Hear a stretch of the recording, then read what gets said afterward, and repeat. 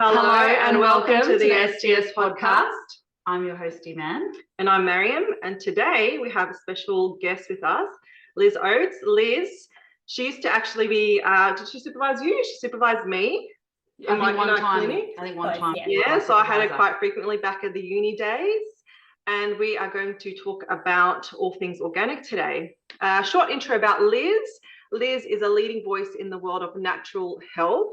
She's a highly respected naturopath, been consulting for over 25 years now. So it's a lot of experience.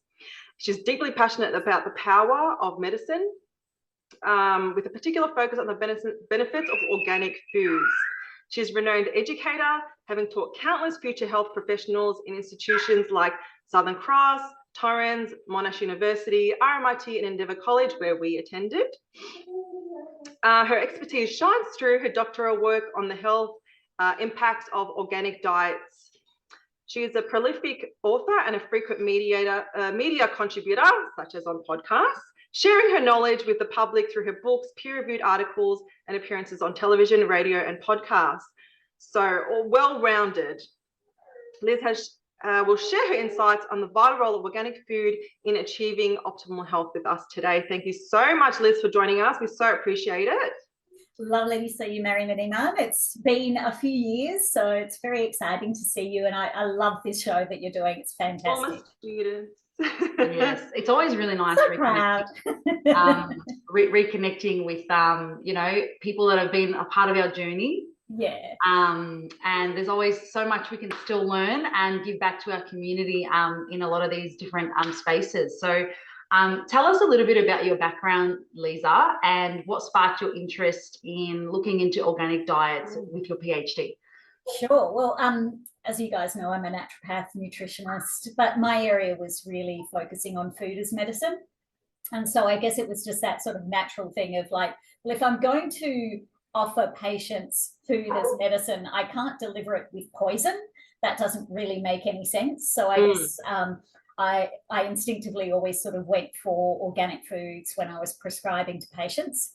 But there was a lot of research out there. So I figured, it was, when I started my PhD, I actually started looking at detoxification and realized there was so little research out there to actually ground it. And I looked at, what do I do when I do a detoxification diet? And the foundation of that was an organic diet to sort of, reduce what was going in terms of chemicals.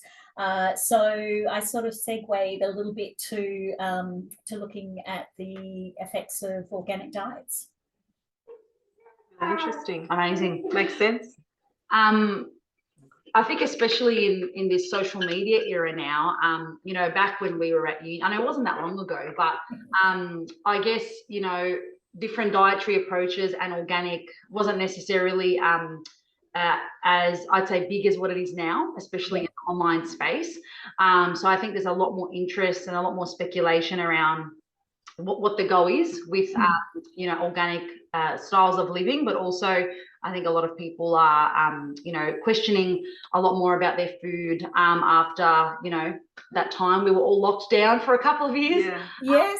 And how, our lifestyle and food, has an impact on our overall health and well-being. So with all that said, how do the principles of naturopathic medicine, sort of food as medicine, and organic agriculture align? Yeah, so I think that's something that I think is really interesting, because when you actually look at the basic principles of all of these things, there's actually really quite a lot of connection. So, for instance, organic agriculture, the key principles are health, ecology, fairness, and care. And I think they're concepts that resonate really well with us as naturopathic practitioners as well. So certainly in the food as medicine units that I teach, I always focus on not just, okay, let's just cover a whole heap of foods and what their therapeutic properties are, but let's get down to some of the basics and what is the sort of philosophy of food as medicine. So when you look at the philosophy, it aligns really strongly with those naturopathic principles.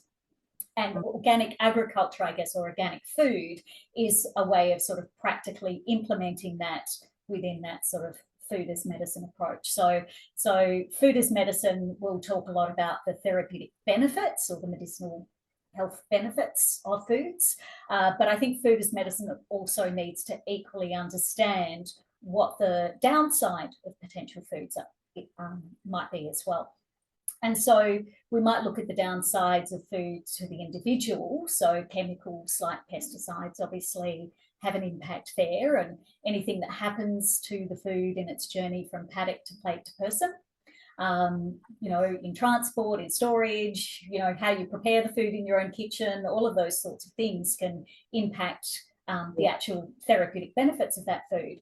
But I think we also need to sort of step outside and go, okay, yes, for the individual, but also for the planet, also for society. So I don't think we can separate food from culture, from you know, that fairness and care sort of model. So, and I think this is something that we're pretty passionate about in naturopathic medicine as well, is the sustainability and ethics of what we're prescribing as well. And so I think those things kind of align really nicely. So you're providing recommendations for foods that are providing benefit, but they're not providing harm to the person or to the planet or to, you know, traditional cultures or those sorts of things. And I think if I could add, in terms of naturopathic principles, you know, first do no harm. Yes. That also includes the environment. Yeah, absolutely. And I think sometimes we do get a bit fixated on, you know, the harm to the individual and forget actually, well, you know, there's the food miles associated, you know, the environmental damage that might be done, environmental damage from packaging. We need to also consider food waste and how that has an impact as well. And, you know, it's much bigger than just, hey, here's a food and here's some nice things about it. Yeah, it's a holistic picture. Yeah, yeah. Can you tell us and our listeners, Liza, what sort of evidence does currently exist around organic food and their like nutritional value? So does organic food retain more nutritional value? You know, what sort of benefit might be associated there with going organic? And if possible, within that question, could you touch on maybe like, you know, organic farming when it comes to like poultry and meat and things like that, as opposed to vegetables Sure. and juice? Yeah. So look, I guess the first question is, does organic food have more nutrients? And the answer is not simple. It's kind of a depends.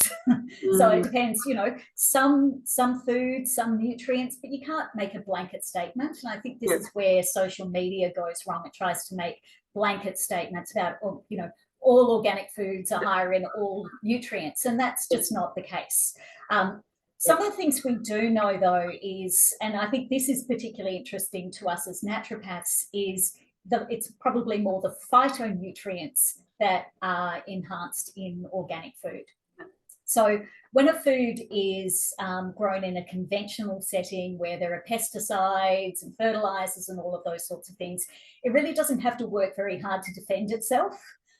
That's really being done by external means. Whereas organic food, when that's produced, the plant actually has to produce its own chemicals to defend itself against pests and predators and, you know, all of these things. And so these chemicals are what we refer to as secondary metabolites or phytonutrients or phytochemicals. These actually impart a lot of the therapeutic benefits of food. So although we can't make a blanket statement about nutrients being higher in organic food, we certainly know that for the most part, phytonutrients are higher in organic food because the evidence suggests that, but also it makes common sense because we know the plant actually has to produce those things because it's not being protected by those chemicals and things like that. So it's true for some foods. It's not necessarily true for others in terms of general nutrient benefits. But you asked specifically about things like animal products and things like that. So one of the things that does tend to come out in the research is that animal foods like dairy products and animal meats and things like that will be higher in omega-3s.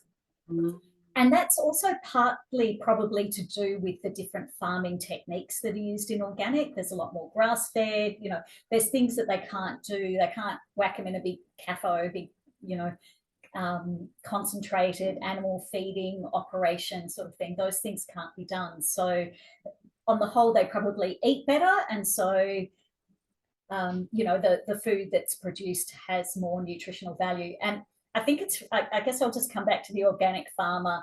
I think when we think about organic foods, we're like, oh, well, organic foods is the absence of chemicals. But actually, it's a lot more than that. And if you talk to an organic farmer about organic farming, they won't really talk much about, you know, chemicals, because it's just not really part of what they do. But they will talk a lot about dirt.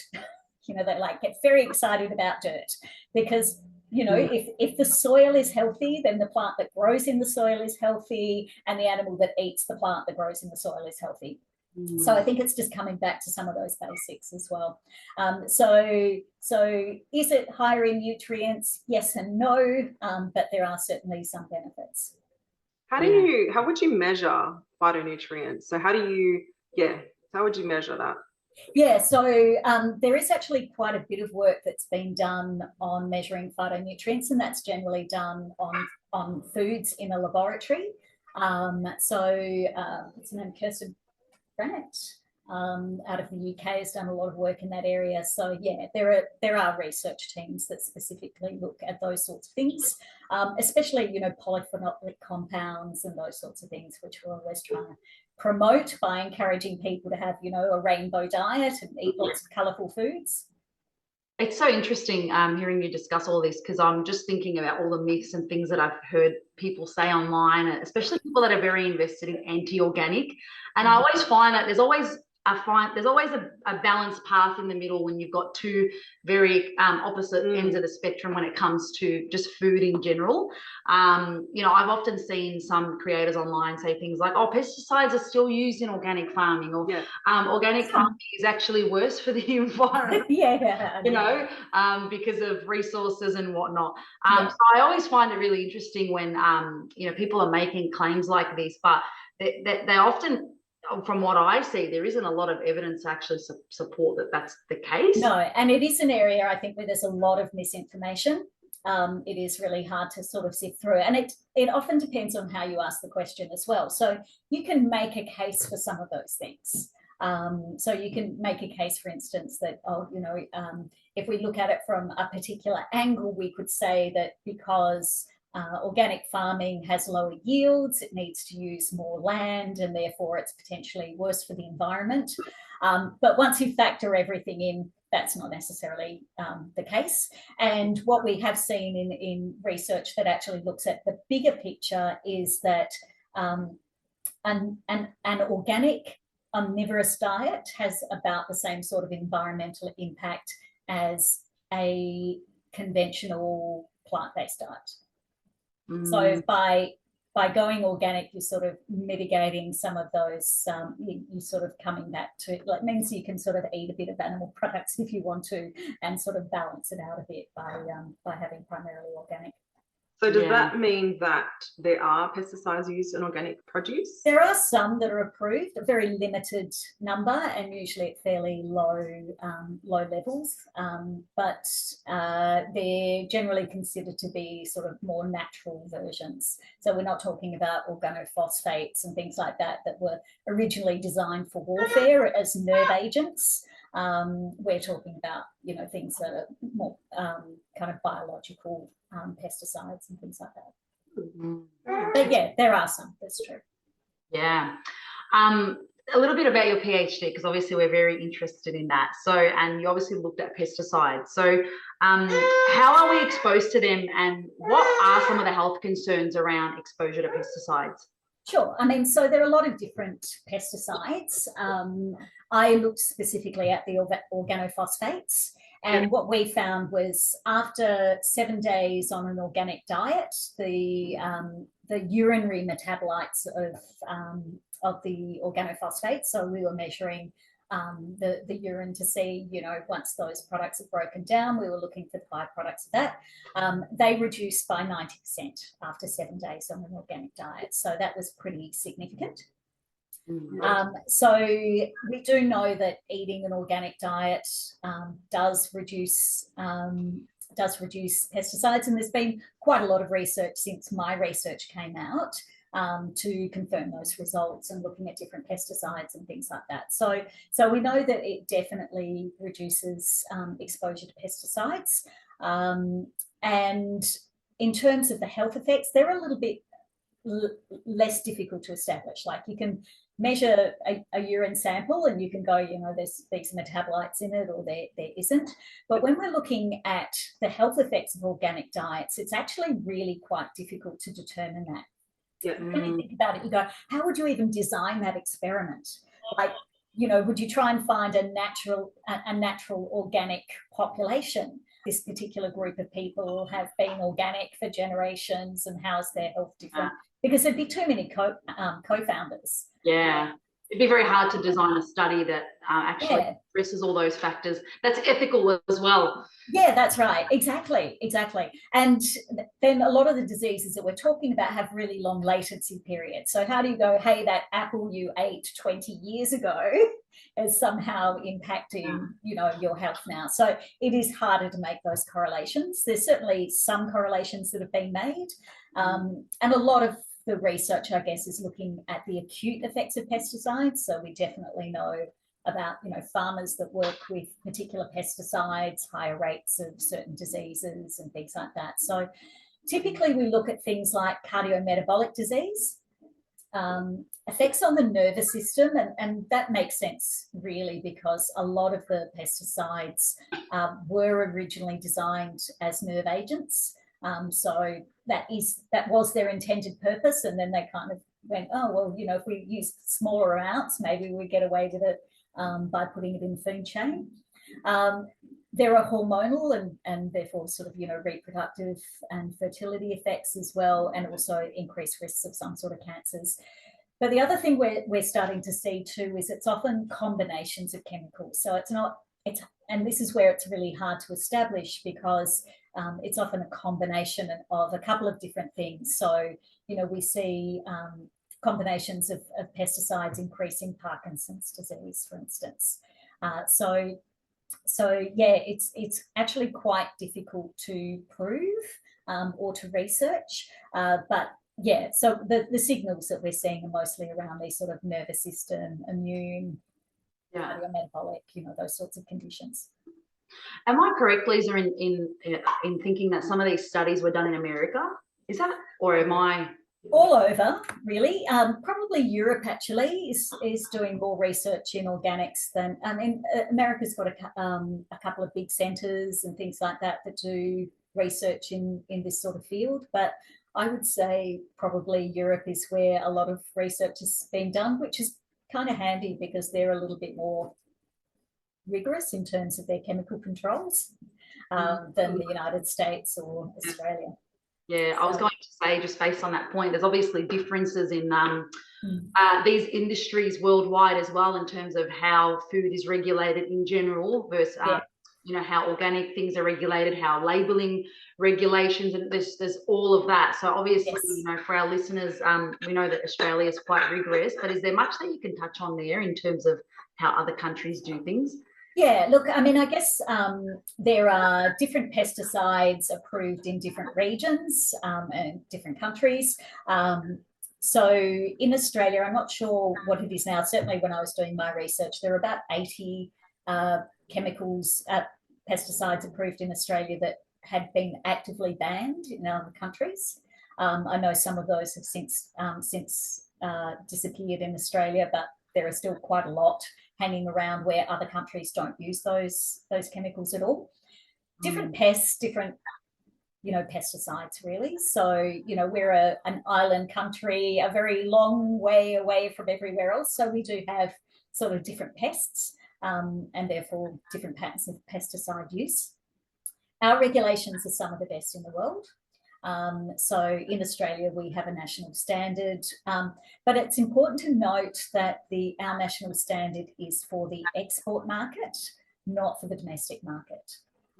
So there are really rigorous standards for what can be exported from Australia and claimed to be organic. And they're probably in line with, say, the European standards. I would say the US standards are a bit weaker, in my opinion. But certainly the European standards are pretty stringent, and I think our standards are pretty good. So if you're looking at something in Australia that has, say, the Bud logo, the Australian Organic logo, or the NASA logo, that represents probably 95% of the things that you'd find in Australia, those two logos. And you can have high confidence in those things. So this is my kitten just deciding to get in on the act. Just to show you some love. Yeah, I'm sure my infant will make another appearance at some point. Yeah. So Liz, what are some of those standards? What does organic mean? Sure. So in Australia, we have a number of different organic certification bodies, but they're all under this the national standard. So each of the certification bodies have to at least meet the requirements of the national standard. Most of them will exceed it. So, for instance, the national standard allows for up to 10% of, I guess, inadvertent chemicals making their way into food. So if you can imagine, and there have been some studies on this, organic food is harvested, but it's put in a crate that conventional food had previously been in. And so you can get some inadvertent sort of contamination from that sort of stuff. Some of the chemicals we're talking about as well have really, really long half-lives. So that farm might have been working as an organic farm for 10 years, but some of these chemicals take potentially generations to break down. So there's an acceptance that there could be trace amounts of these chemicals, but the standard will allow up to 10% of the maximum residue limit. Beyond that, the food should be recalled. It can't be sold as organic. But the certification bodies, for instance, might have a lower threshold. They might say, well, no, 10% is too high. We'll say 5% or something like that. So there are auditing trails and things like that to sort of check that people are doing the right things. And when there are problems detected, they usually take an educative approach and try to work with the farmer to work out what the problem was, how the food became contaminated, how it can be resolved, those sorts of things. Does that translate to other areas of the organic industry that are not food? So I'm thinking like sanitary products even. No. Yeah, okay. No, only food. And I mean, you know, my favorite is organic water. I mean, give me a break, seriously. But yeah, no, it really is, it's related to food. And, you know, if you're not seeing one of those logos, and as I said, really in Australia, the two main ones you're going to see are the Bud logo or the NASA logo. You might see the European Union logo from time to time, the bio logo, which looks like a kind of a leaf made up of little kind of green stars. Yeah. Yep. Or you might see the USDA logo or something like that. But if you're not seeing the certification logo and something just says organic, that has no meaning. So I guess you touched on a really important point there when you mentioned organic water, which is some of the, if I was going to say issues that I have personally with the organic mindset, it's more about the way it's portrayed. So is all organic always healthier? So for example, if I have a completely organic diet, am I going to be healthier than someone who eats a variety of fruit and vegetables, has a really good diet, but doesn't eat organic? So I guess the question is, if you're eating the same foods, but if you're eating different foods because you've decided that, you know, organic food is going to be more expensive and therefore you can't afford to eat as much fruit and vegetables, then that's going to be problematic. But generally what we find from the research is that when people move to an organic diet, their diets generally improve. So for a start, they usually have to get a bit closer to the source. So they might go to farmers markets, or they buy things that are in season because they're more affordable when they're in season. And all of those things have nutritional benefits as well. There's less transport time, less time for nutrients to degrade, you know, all of those sorts of things. So for the most part, we see people improve. They generally reduce their intake of animal products because organic animal products are particularly expensive, and they increase their intake of organic fruits and vegetables and plant-based foods. So generally what we see from the research. So I know there's always this criticism. There's always a nutritionist every time there's an article on organic who will come out and say, it's more important that you eat fruit and vegetables than they're organic. And that's true, but they're not. You know, they're not two different things. If you're eating organic fruits and vegetables, they're probably closer to harvest time, which is going to give them a bump in their nutritional value and their vitality as well. Yeah. I know you have this slow principle. Yes. Can you explain what that is? Sure. Yeah. So seasonal, local, organic, and whole. So I think, you know, there's often so many messages and things like that that people are getting. But I think if you can just get down to the basics, probably the two things that I talk about the most are the slow principle. You know, try to choose foods that are in season. You'll know they're in season because they'll be cheaper. Local where possible, and that's where, you know, going to a farmer's market or, you know, checking labels and things like that.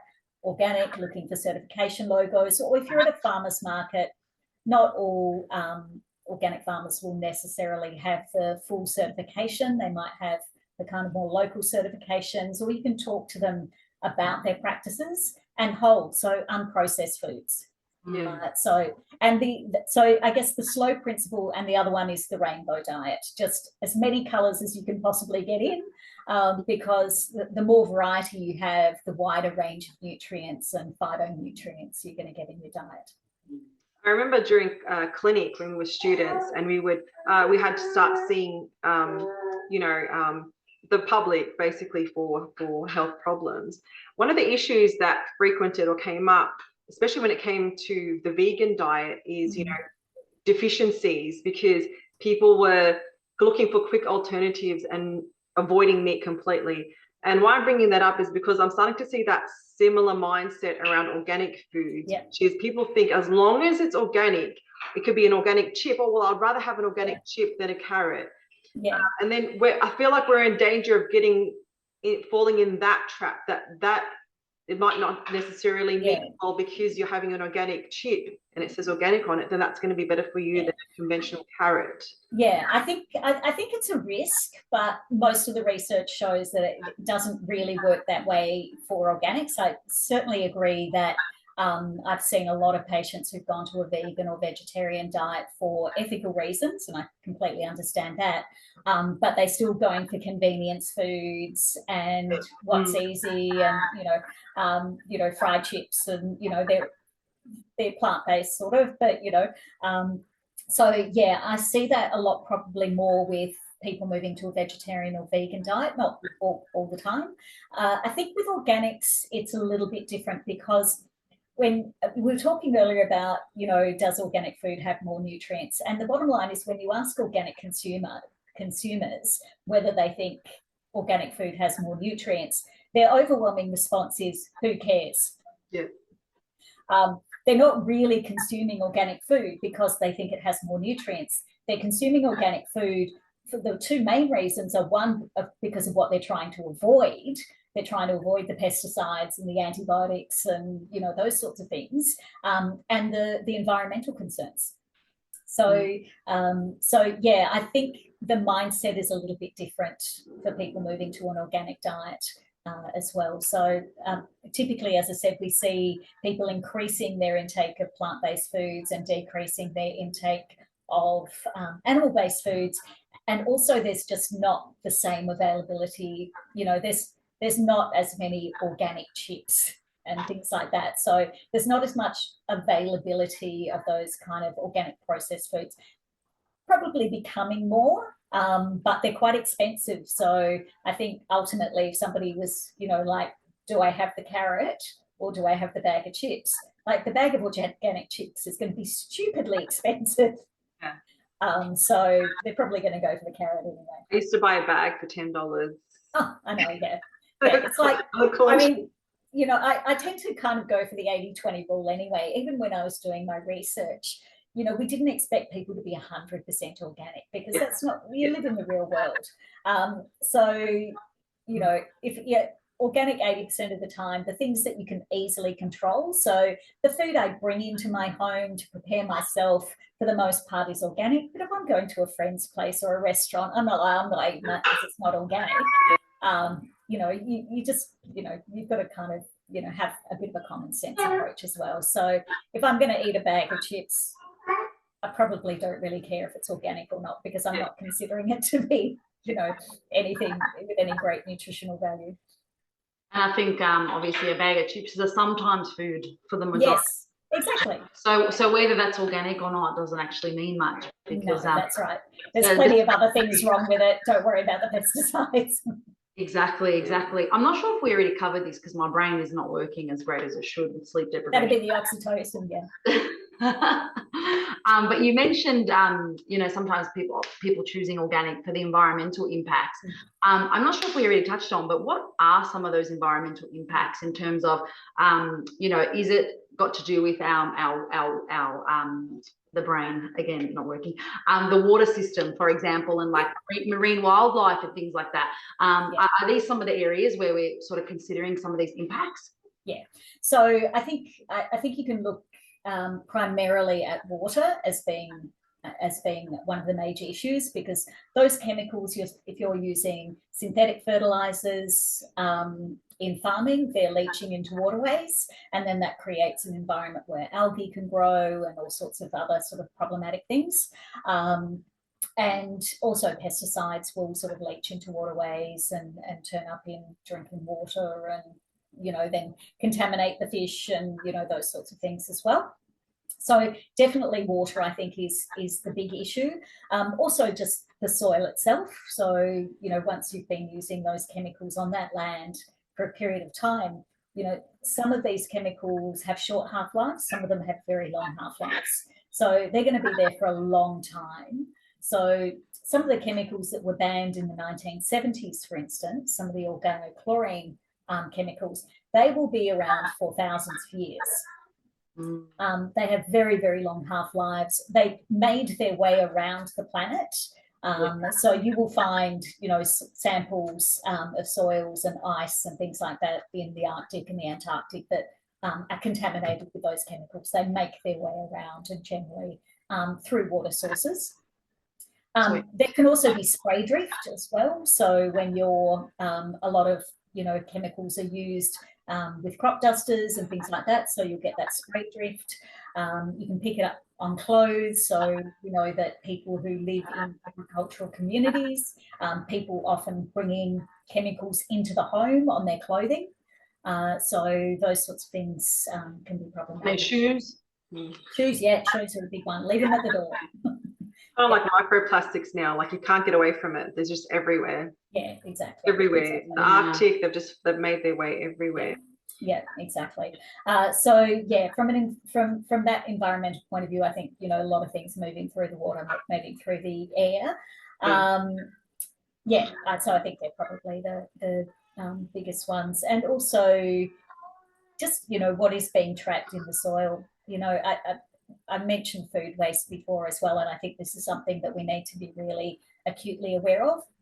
And one of the things I do like about organic food, you know, when something's a little bit more expensive, people are a little bit more protective of it. They make sure they eat it all. And less wastage.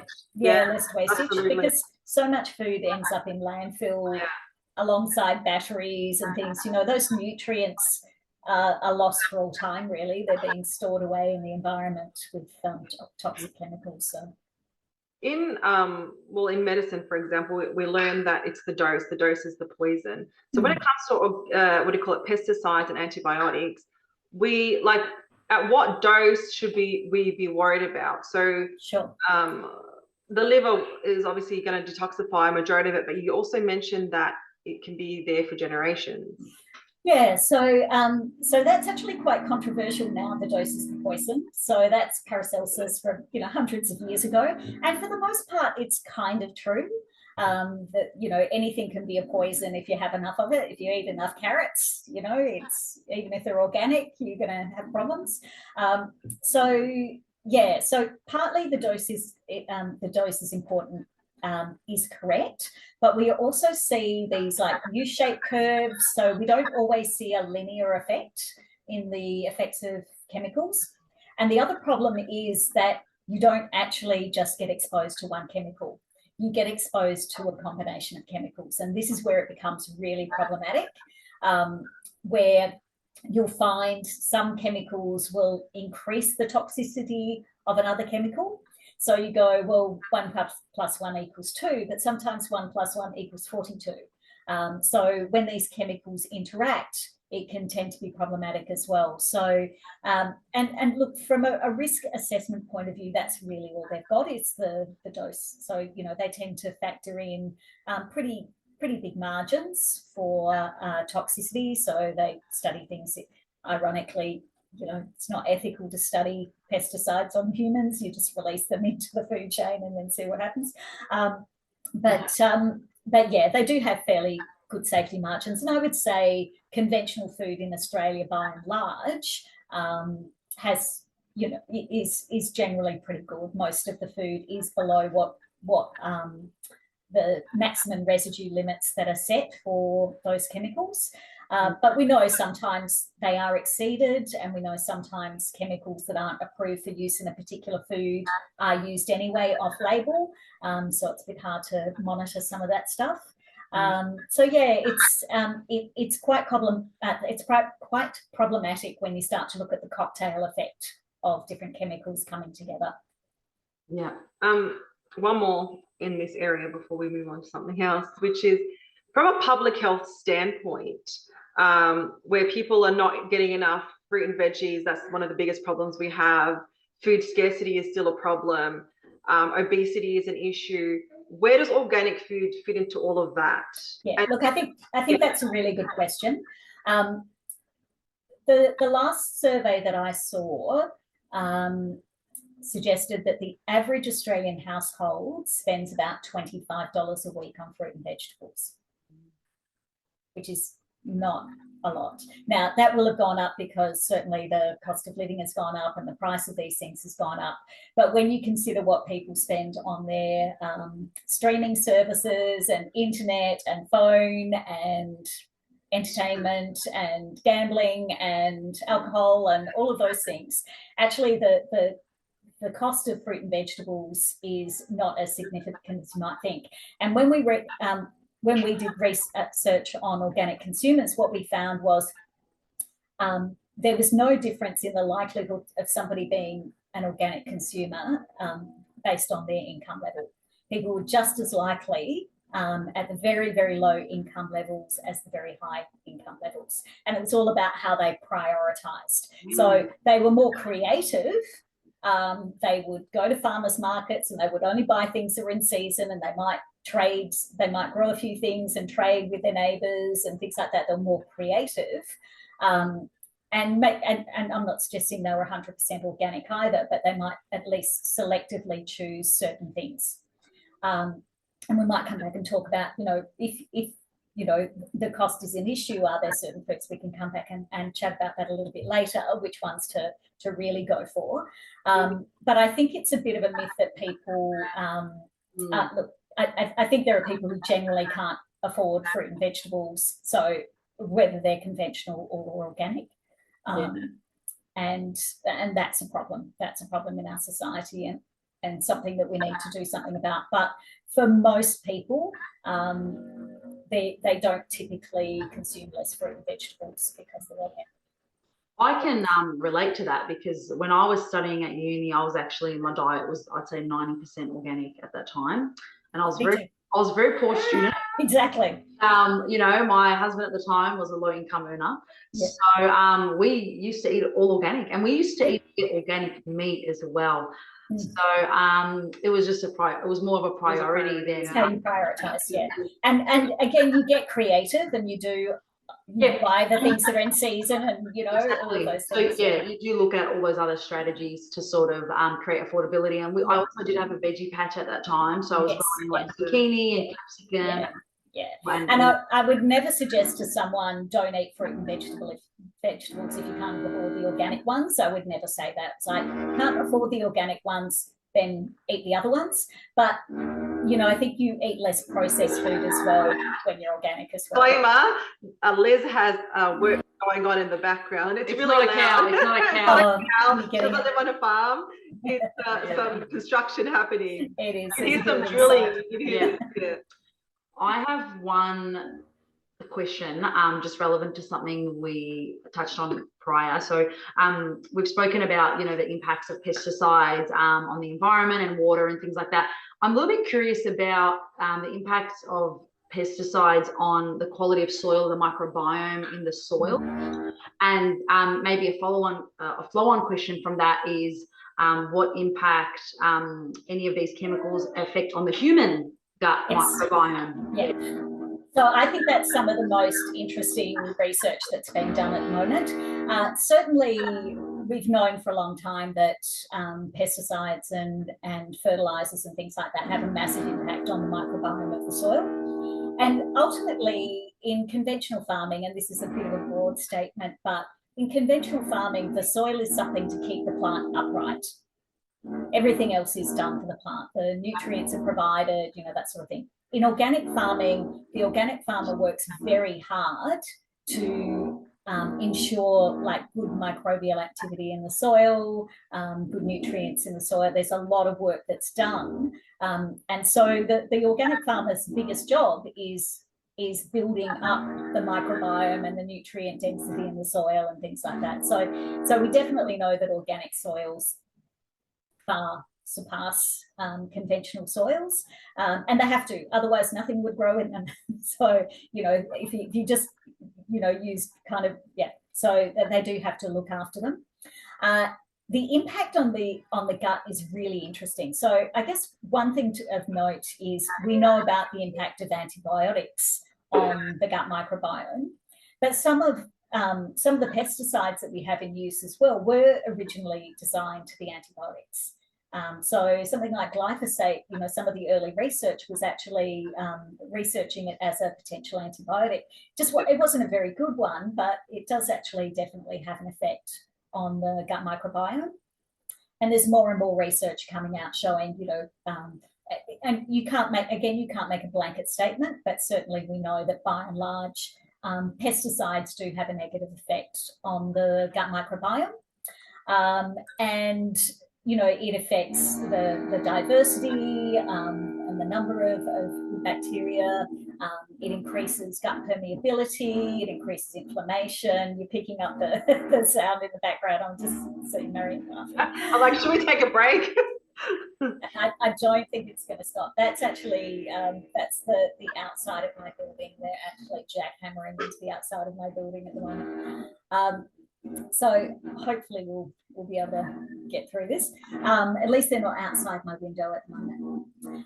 So anyway, so yes, affecting the gut microbiota, the permeability of the gut, inflammation in the gut, and we also know that the effects then increase the risks of obesity and cardiometabolic illness as well.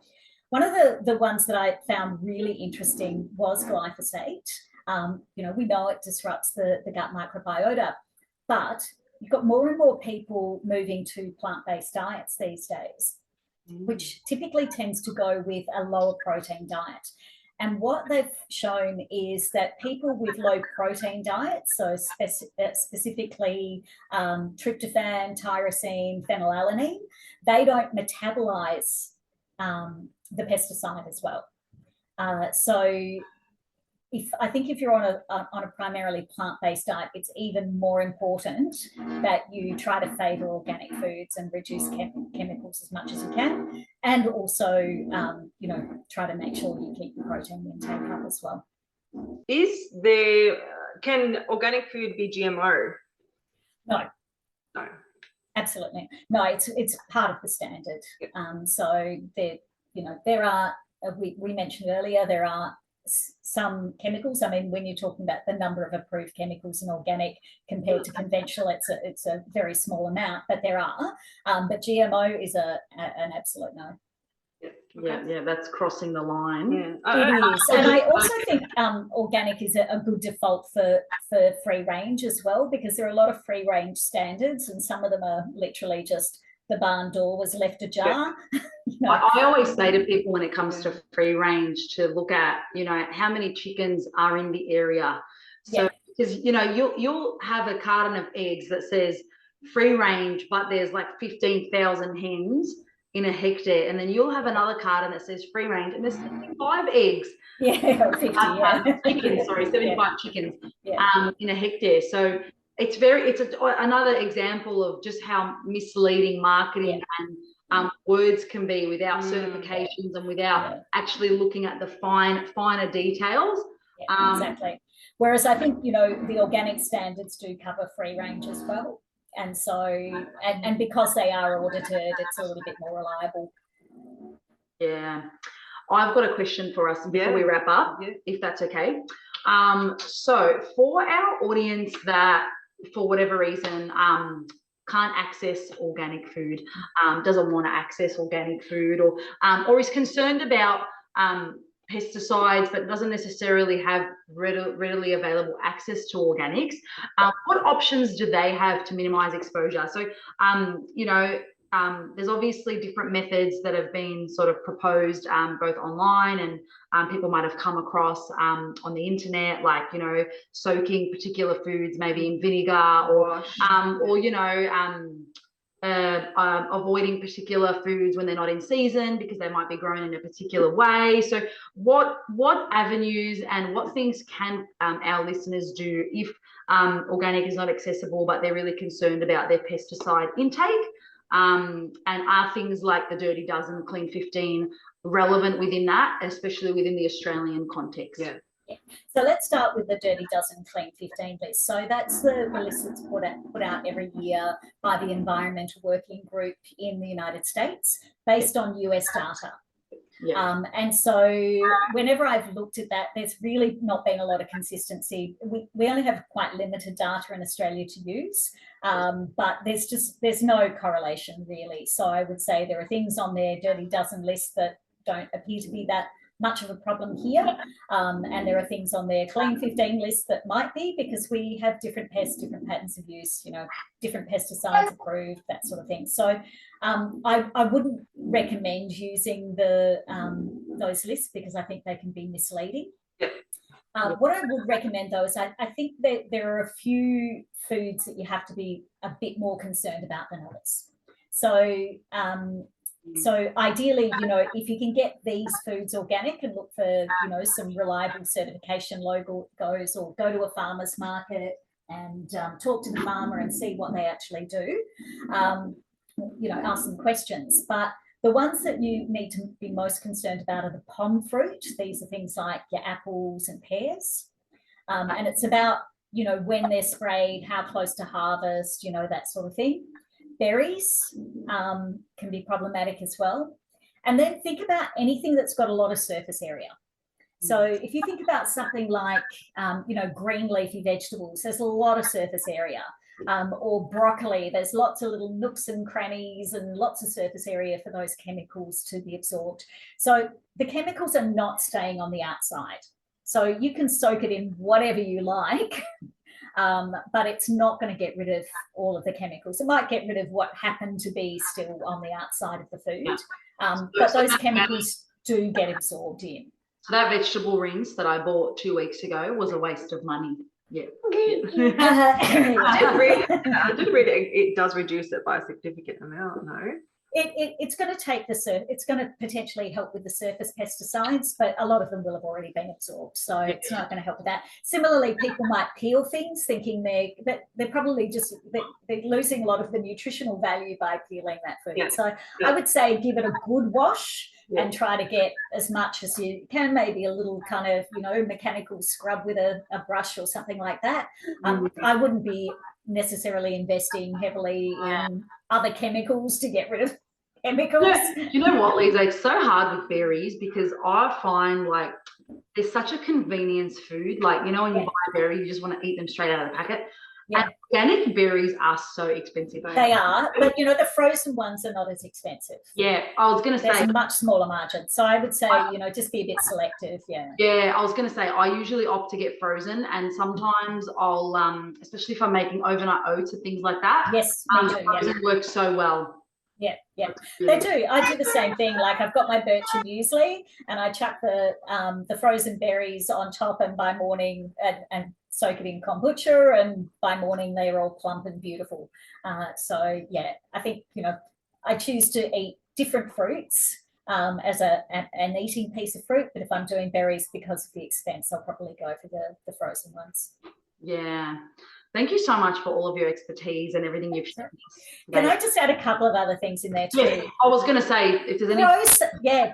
grow something. Like even if you live in an apartment, if you've got a windowsill that gets a bit of light, you can grow some lettuce, you can grow some herbs. So, you know, it doesn't have to be 100% organic, but if you can supplement your diet with a few things that you've grown yourself, it brings the cost down, which maybe gives you a little bit more expendable income to spend on those things that you really want. But also, you know, when you pick a lettuce that you've grown yourself, like it's just so much more vital. It's got so much, you know, better nutritional value. So I think, you know, and you can control what chemicals have gone into it. Yeah, I want to show you my little garden. It's so cute. I love to. So I've got some spring onions. I've got cucumber. I got a capsicum plant. I've got obviously the herbs, the mint. You got ducks, chickens. I do. I have ducks and chickens. I think my backyard is small, very small. Yeah, it doesn't have to be. You know, everyone, well, not everyone, most people can do it, let's say. And I think this is also an opportunity to reduce waste as well. So you look at something like spring onions, like you never have to buy spring onion seeds. You just chop the little, you know, the last centimetre off your spring onion, use that bit, plant the other bit, and you've got a new spring onion. Oh, and chickens pretty much eat all your scraps. So you know, exactly. You hardly chuck anything in the bin. You know, my point of view when it comes to organic foods, almost becoming an elitist mindset. Trying your best to eat as good as possible is always going to be better and healthier, and eating seasonal is going to be better for you than you know, now and then just eating some, you know, organic foods, but then overall your diet is crap. Yeah. So and you know, it's things like, you know, having strawberries in winter, for example. Yeah, exactly. I mean, I love asparagus, but I'm quite happy that it's only a 6-week season.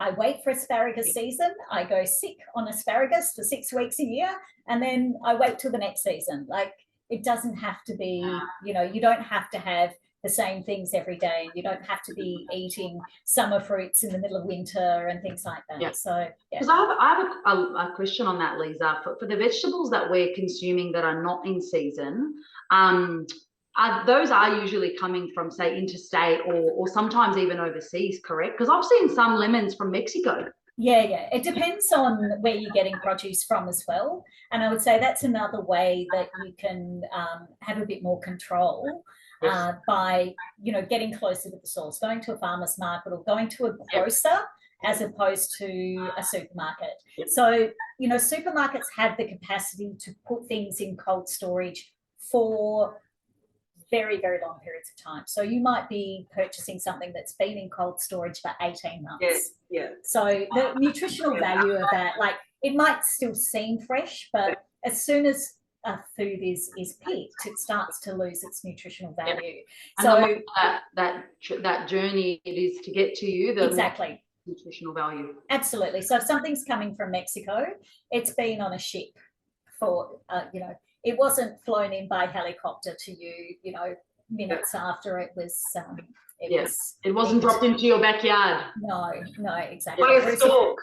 Yeah, exactly. Sort of a stalk, baby, you know, the fruit and veggies. Isn't that So, you know, most areas these days, I think, have a rolling farmers market, even if it's only once a month. So maybe once a month you go and you buy up. And what I tend to do is, you know, buy my body weight in fruit and vegetables and come home and go, I'm never going to eat all of those before I go. And then I start to process things. So anything I'm not going to eat within a reasonable time, I will chuck in the food processor and just make these like medleys of chopped vegetables, and then I just freeze them like flat in the freezer.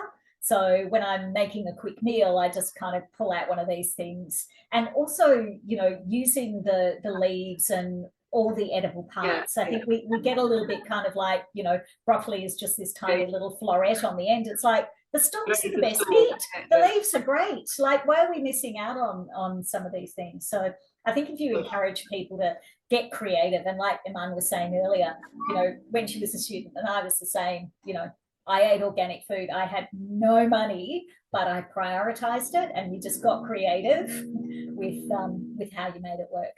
I think, as you mentioned, people become healthy on an organic diet because they're becoming more health conscious.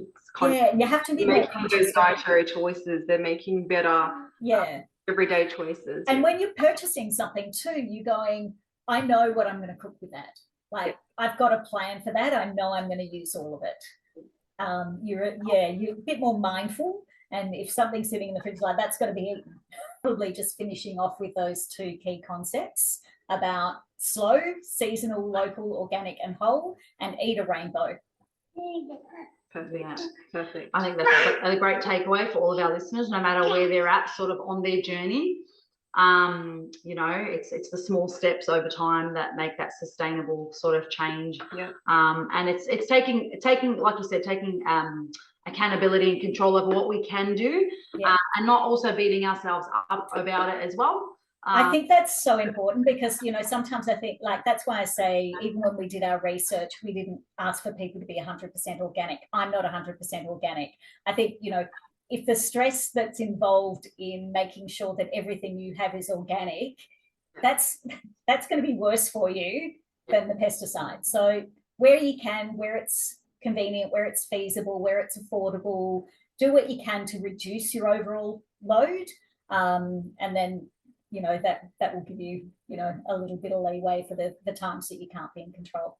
That was such a perfect takeaway message, Liza. I'm so glad you said that. Thank you so much. I'm happy to leave it at that. Thank you so much for taking time out of your day to join us, and to share your expertise, your insights, the construction sounds. It all just added a really nice pretend I'm on a farm. Exactly. You mentioned you're still consulting, Liza. Where can people can still book in consults with you? You want to leave your handle? Where can people find you in terms of online? Just look me up, lizaoats.com.au. I'm available online. If you're interested in learning more about food as medicine and organics, I teach a unit at Southern Cross University in food as medicine. But always happy to. So people can just take that. Learn that unit like a certificate, or what is it? I think you can just do it on its own. So we typically get students from the Masters of Advanced Naturopathic Medicine, but we also get students from regenerative agriculture, and sometimes from social work, or from teaching, or from all sorts of fields. So it's really interesting. Awesome. That's great. So people can, you know, find a way to learn more if they want to, which I think academic capacity. Absolutely. Cool. Awesome. We will wrap that one up for our listeners. Don't forget to like, share, subscribe, and tag us on your socials when you listen to our episode with Liza Oates, and stay tuned for more episodes over the next couple of weeks. Thank you so much. Bye. So great to see you guys.